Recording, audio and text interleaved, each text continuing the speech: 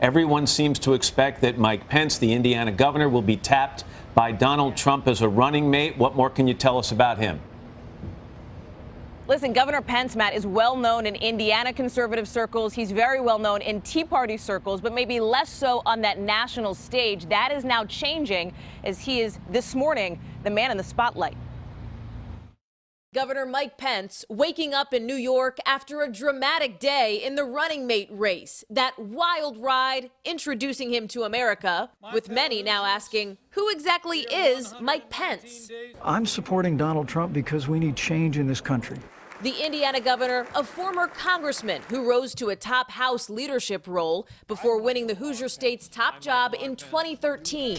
He backed Senator Ted Cruz, not Trump, in the GOP primary, even while insisting back in May he would support the Republican nominee. Are you hedging your bets?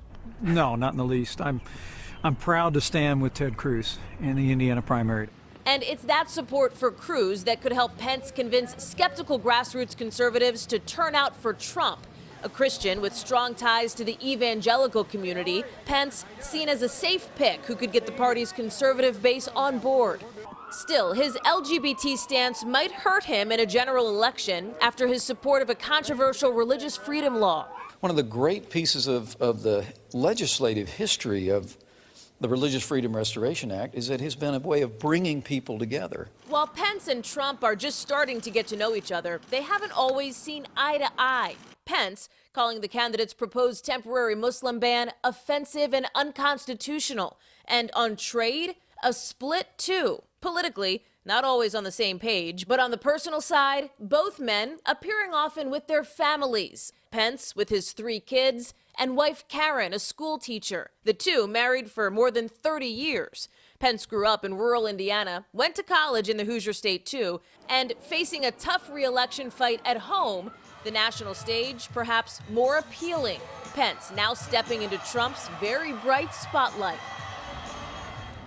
And this morning, we are hearing from Trump's top aide, his chief strategist, Paul Manafort, who just a couple of minutes ago said that Trump has reached a decision on his vice presidential pick, but had not been prepared to announce it, cautioning that until that happens, there is no formal, essentially, VP choice that has been made public, Matt and Savannah. All of it really underscoring that aides are telling us what we are hearing and what we've known through reporting on Donald Trump. Until you hear it from the candidate himself, it is not necessarily a done deal.